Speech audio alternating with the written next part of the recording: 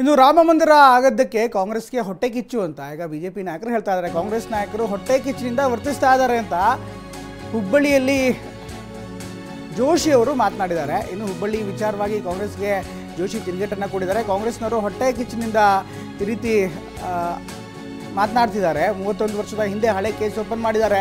ಹೋರಾಟಗಾರರನ್ನು ಅರೆಸ್ಟ್ ಮಾಡಿ ನೀಚ ಕೃತ್ಯವನ್ನು ಎಸಗ್ತಾ ಇದ್ದಾರೆ. 31 ವರ್ಷದ ಹಳೆ ಕೇಸ್ ಇದು.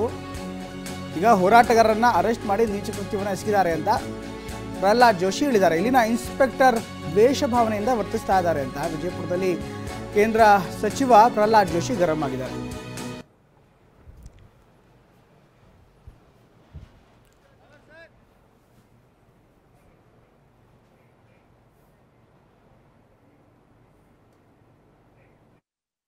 ರಾಮ ಅನ್ನೋದು ಕಾಲ್ಪನಿಕ ಅಂತ ಹೇಳಿದರು ಮತ್ತು ಇದರ ಬಗ್ಗೆ ನಿರ್ಣಯವನ್ನು ಮಾಡಬಾರದು ಅಂತ ಹೇಳಿದರು. ಮತ್ತು ಪ್ರಧಾನಮಂತ್ರಿಗಳು ಯಾಕೆ ಹೋಗ್ತಾ ಇದ್ದಾರೆ ಉದ್ಘಾಟನೆಗೆ ಅನ್ನುವಂಥ ಪ್ರಶ್ನೆ ಮಾಡಿದರು.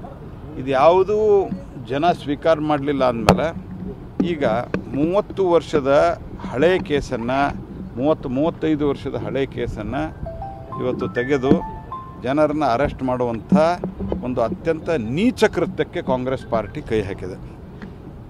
ಆ ವ್ಯಕ್ತಿ ಅದರಲ್ಲಿ ಒಬ್ಬರು ಪೂಜಾರಿ ಅಂತಿದ್ದಾರೆ, ಇನ್ನೊಬ್ಬರು ಕುಲಕರ್ಣಿ ಅನ್ನೋರನ್ನ ಕರ್ಕೊಂಬಂದಿದ್ದಾರೆ ಪೊಲೀಸ್ ಸ್ಟೇಷನ್ಗೆ. ಅವ್ರಿಗೆ 72 ವರ್ಷ, 72 ಇಯರ್ಸ್. ನಾನು ಅಲ್ಲಿನ ಇನ್ಸ್ಪೆಕ್ಟ್ರು ಮತ್ತು ಗೃಹ ಮಂತ್ರಿಗಳ ಆದೇಶವನ್ನು, ಸರ್ಕಾರದ ಆದೇಶವನ್ನು ಇವರು ನೋಡಿಕೊಂಡು ಅಲ್ಲಿನ ಇನ್ಸ್ಪೆಕ್ಟ್ರು ಅಂತೂ ಅತ್ಯಂತ ದ್ವೇಷ ಭಾವನೆಯಿಂದ ವರ್ತಿಸಿದ್ದಾರೆ. ಸೊ ಹೀಗಾಗಿ ರಾಮ ಮಂದಿರ ಆದದ್ದಕ್ಕೆ ಕಾಂಗ್ರೆಸ್ ಪಾರ್ಟಿ ಅತ್ಯಂತ ಸಂಕಟ ಆಗ್ತಾಯಿದೆ.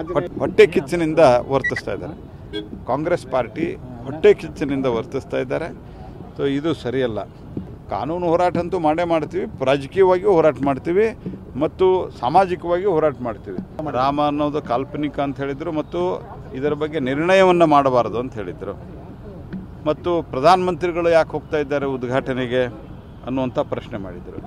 ಇದು ಯಾವುದೂ ಜನ ಸ್ವೀಕಾರ ಮಾಡಲಿಲ್ಲ ಅಂದಮೇಲೆ ಈಗ 30 ವರ್ಷದ ಹಳೆಯ ಕೇಸನ್ನು 35 ವರ್ಷದ ಹಳೆಯ ಕೇಸನ್ನು ಇವತ್ತು ತೆಗೆದು ಜನರನ್ನು ಅರೆಸ್ಟ್ ಮಾಡುವಂಥ ಒಂದು ಅತ್ಯಂತ